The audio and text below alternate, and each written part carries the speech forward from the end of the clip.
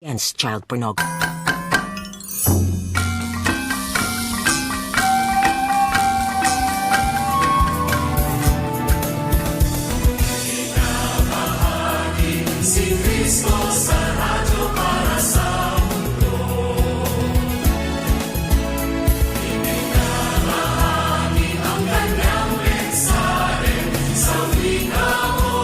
Naimbaga damag, Mapyanga dumog. Bahad ni Damag.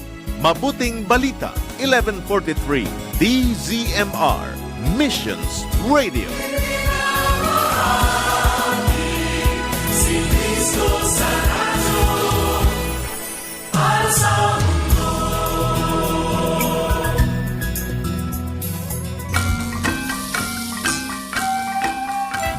O mga kaibigan, samahan niyo kami sa Mumunting Kutita!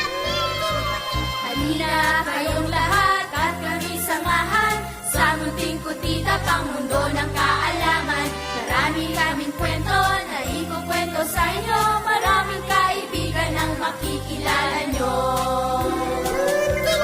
Mumunting kutita, mumunting kutita. Halina kami samahan sa mumunting kutita. Mumunting kutita, mumunting kutita. Halina kami samahan sa mumunting kutita.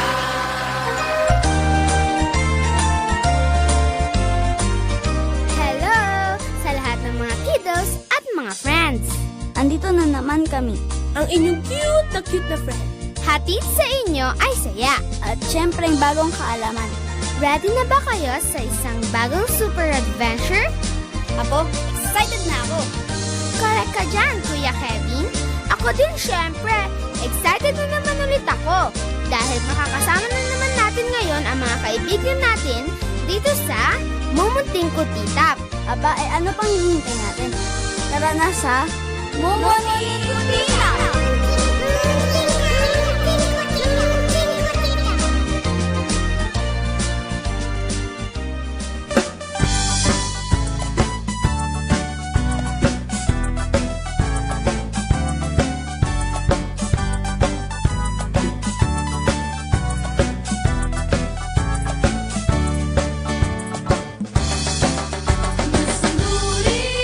Masunurin ang batang tulad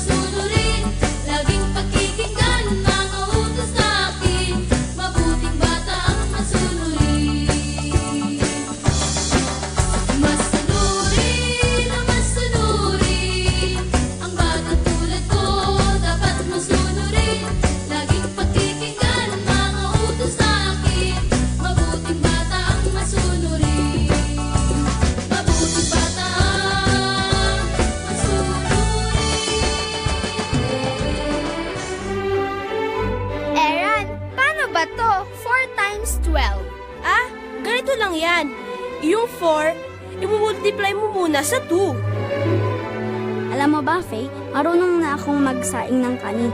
Kanina tinuruan ako ni nanay. Wow, ang galing-galing. Maganda yan, Alistair. Baka naman minsan pwede mo akong turuan. Wala kasing ganyan sa kaharian namin. Oh, sure. Tapos, i-multiply mo naman sa 2. Eh di ito na yung product mo. Bale, 48. Ah, ganun lang pala yun. Thanks, Aaron. Ang galing mo talaga sa math. Grabe. Hindi naman masyado. Slight lang. Math genius lang naman ako eh. Hahaha. Hay nako, nagsimula ka na naman, Aaron.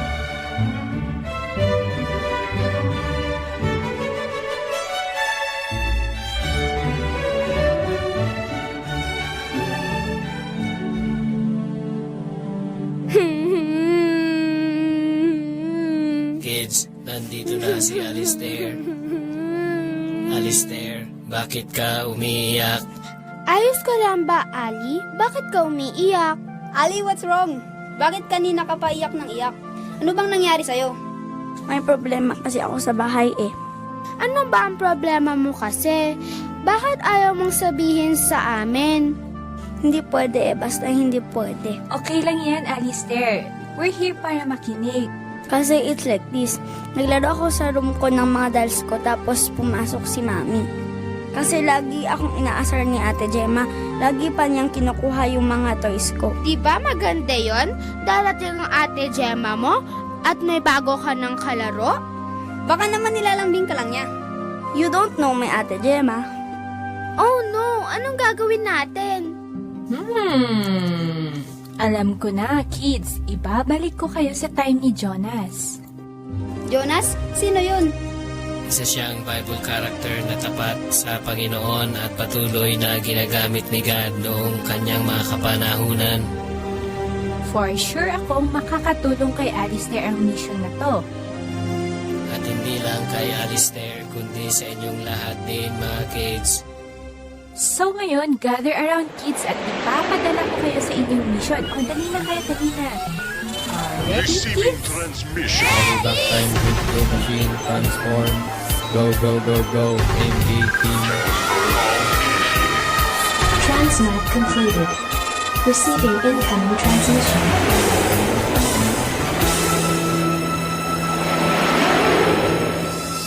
Araw, saan nagmula ang iyong liwanag? Ulan, kailan ka simulang pumatak? Langit, gaano kataas ang iyong ulap? Lupa, hanggang saan ang iyong lawak? Halina at alamin natin ang katotohanan. Tayo na tuklasin natin ang kasaysayan.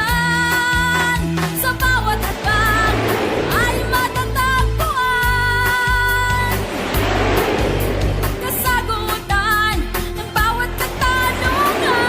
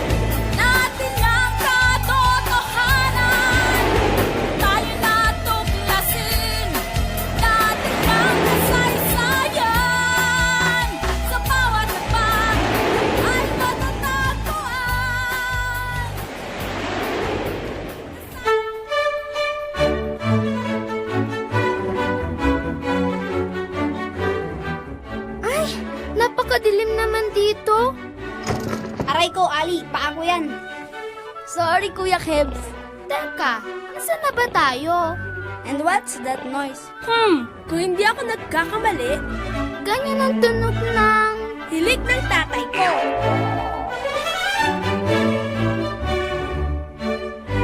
Jonas, Jonas. Sino yun? Panginoon? Oo, ako nga. Ako ang iyong Panginoon. Bakit po, Panginoon? Bumangon ka at pumaroon ka sa Ninive at humiyaw ka laban doon, sapagkat ang kanilang kasamaan ay umabot sa harap ko. Opo, Panginoon. Pero ayoko nga pumunta doon eh. Laging pinapahirapan ng mga taga-Ninive ang mga kapwa ko Hudyo. Galit na galit talaga ako sa mga taga-Ninive. Aha, narinig ko yun. Ha? Sino ka? Kami ang mga kids galing sa future. Ako si Aaron. Ako si Lorraine. At ako naman si Kebs. At syempre ako si Ali. At narinig ko rin ang sinabi mo. Galit na galit ka talaga sa mga taga-Ninive ah. Eh paano yan? Kailangan mo silang tulungan. Easy lang yan.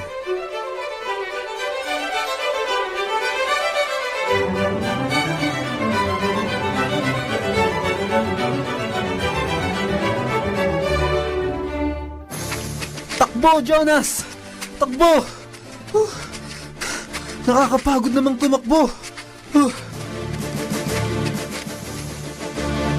Hi, Mang Jonas. How are you? Kayo na naman!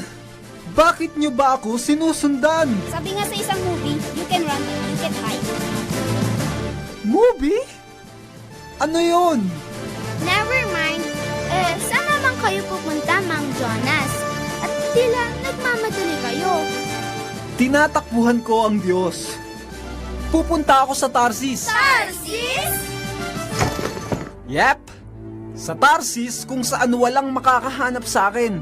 O siya, hayo na yung barkong sasakyan ko. Paalam mga kids! Pwede ba naman niyang takbuhan ng Diyos? Si Mang Jonas talaga, oh. Parang wala sa sarili. Ay, ang sarap talagang tumakas. Grabe, masarap talaga ito. Siguradong hindi na ako mahahanap ng Panginoon dito. At sino ba namang mag-aakalang sa Tarsis ako pupunta? Ay, nakakaantok naman tong hanging dagat. Makatulog nga muna.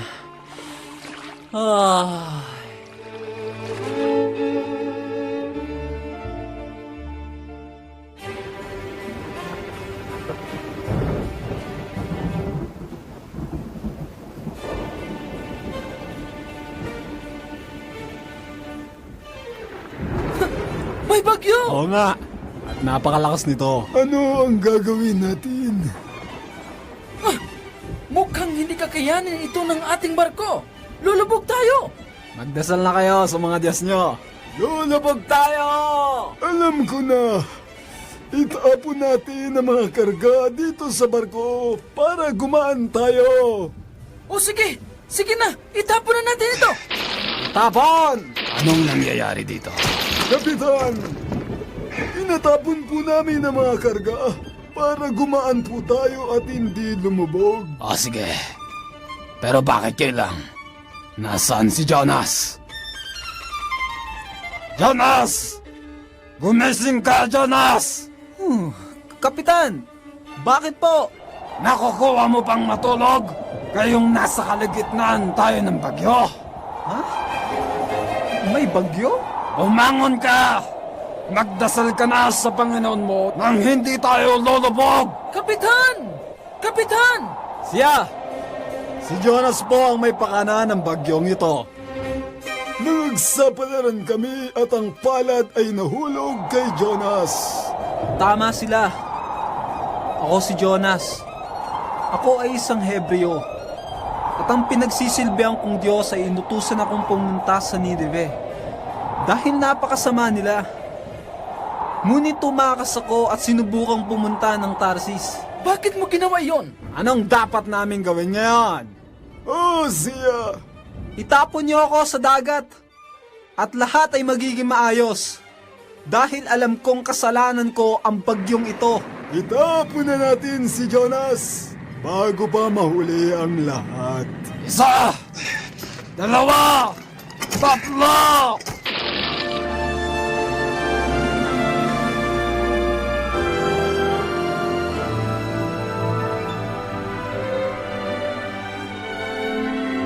Oy guys, di ba si Mang Jonas yun?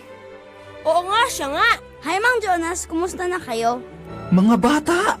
Anong ginagawa nyo dito sa Ninive? Di ba papunta kayo sa Tarsis? At bakit basang-basa kayo? At bakit po? Ew! Parang ang baho nyo. Mga bata! Hindi kayo maniniwala kung anong nangyari sa akin. Nang itapon nila ako sa tubig, agad na tumigil ang bagyo. At pagharap ko sa aking kaliwa, may nakita akong malaking anino. Isa itong malaking isda. At kinain ako nito. Alam ninyo, 3 araw ako sa loob ng malaking isda. Wala akong ginawa kundi ang magdasal. At makalipas ang 3 araw, iniluwa ako ng malaking isda dito sa Ninive.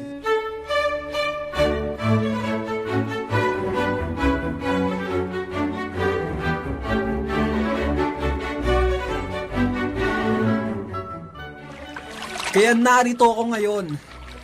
Ngayon alam ko na dapat kong sundin si God. Kahit ano pa ang ipagawa niya sa akin. At hindi lang ako makikinig sa kung ano ang gusto ko. Maganda yan, Manong Jonas. O paano ba yan, Tim? Kailangan na nating bumalik. Sige Manong Jonas, paalam. Ready, get, set, go! Tara na! Receiving transmission. Movie back time, Crypto Machine, transform. Go, go, go, go, MVP. Protocol initiated. Transmat completed. Receiving incoming transmission. Kelay, sana matulungan mo ng aking anak. Kasi sa tuwing pupunta siya sa CR, ay laging ganitong nangyayari.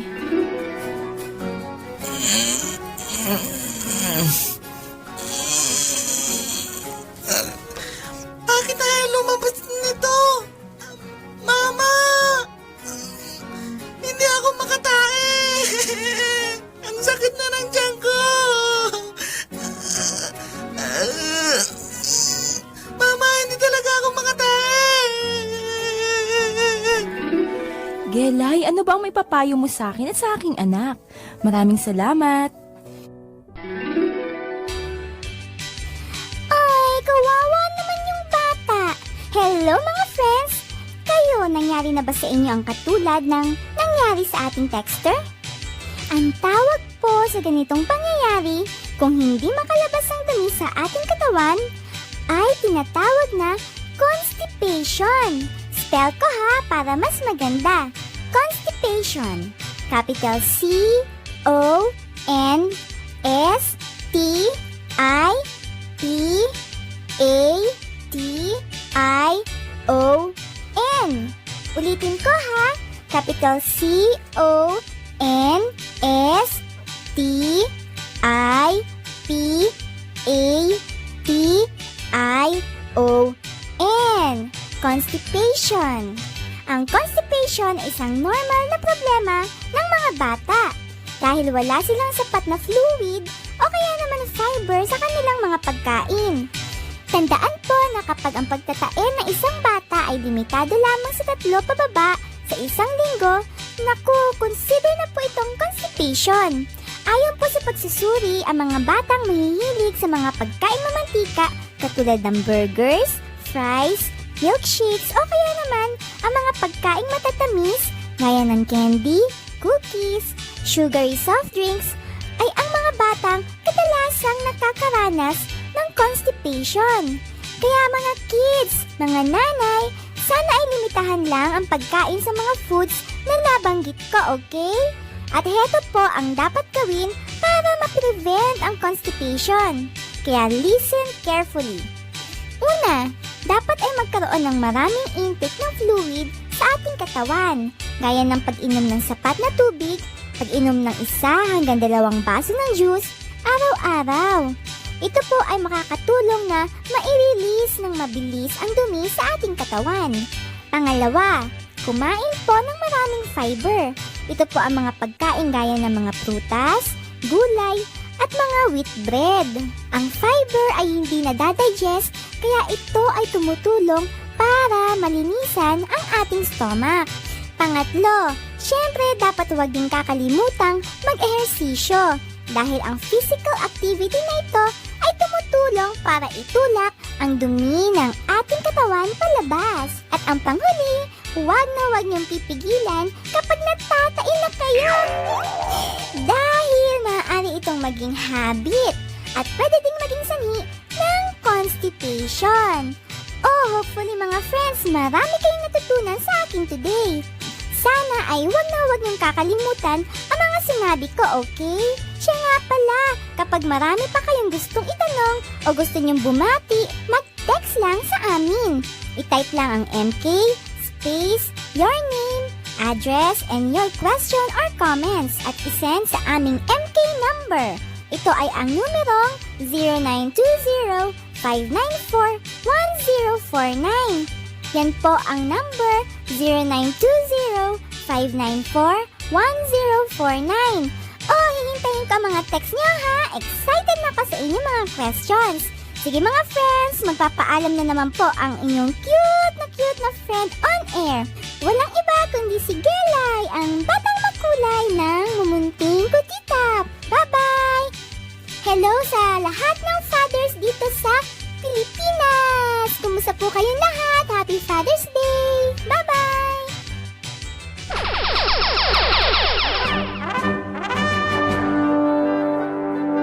Narito naman si High Flyer at ang ibabahagi ko sa inyo ay tungkol sa Philippines World Record. Alam niyo ba, noong taon 1995 ay nai-record sa Guinness Book Record or World Record na ang ating Carabao Mango ay ang pinakamatamis na prutas sa buong mundo. Ang galing ano? At sa Pilipinas, ang mangga ang pangatlo sa rating ng pinakamaraming produkto ng mga prutas. Siyempre, unang saging at pangalawang pinya. At siyempre, sinusuplayan natin ng mangga ang mga sumusunod na bansa. Ang Japan, Hong Kong, Singapore at pati na rin ang United States of America. Kaya be proud to be a Filipino. Tutok lang kayo sa mumunting katitap! Pwede nyo rin kami text sa number na ito. 0920-594-1049. Ito ay 0920-594-1049. Hintayin namin ang text nyo. Bye! Woo!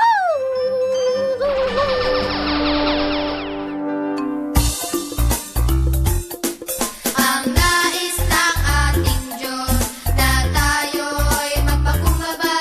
Ang nais ng ating Diyos na tayo'y magpakumbaba. Ang nais ng ating Diyos na tayo'y maging mabait. Ang nais ng ating Diyos na tayo'y maging mabait. Ang nais ng ating Diyos na tayo'y maging matyaga.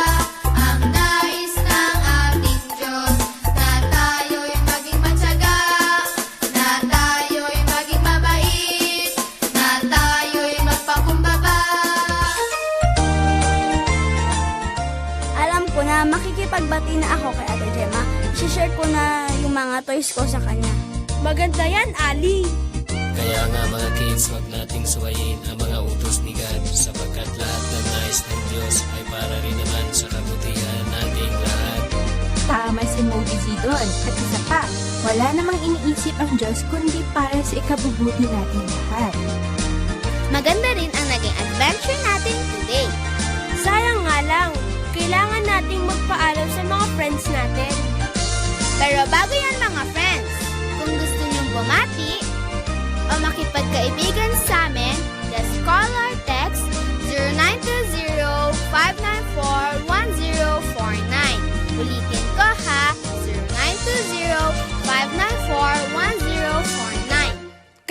friends, ano pang hinihintay nyo? Mag-text na kayo at makipagkaibigan sa amin. Paano ba yan mga friends? We have to go na din. Next week ulit ha. Kita-kita tayo dito lang sa Munting Kutita. Paalam! See you next week!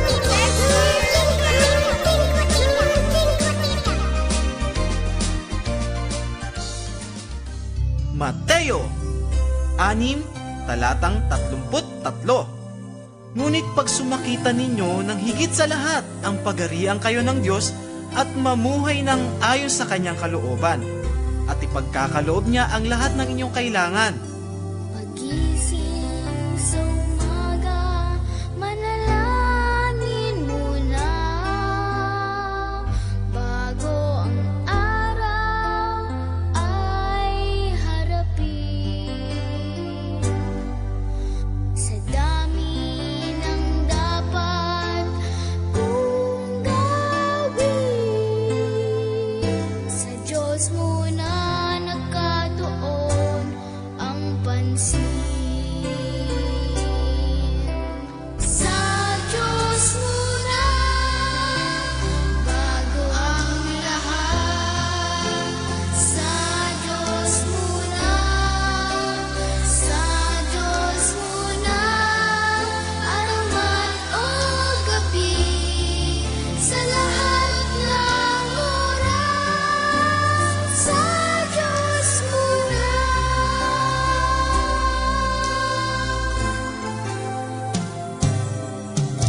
Sa paglubog ng araw, bago matulog, manalangin muna. Sa dami kong dapat ipasalamat, sa Diyos ang lahat ng papuri. Sa Diyos muna bago ang lahat. Sa Diyos muna, sa Diyos muna, araw man o gabi, sa lahat ng oras. Sa Diyos muna.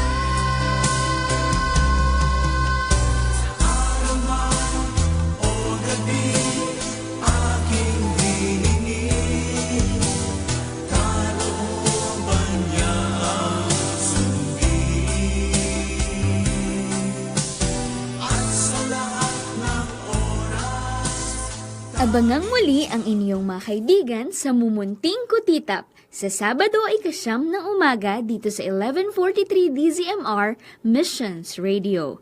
Huwag kayong aalis dahil sa ilang sandali susunod na ang Uubing Kami kasama si Auntie Jing at Love.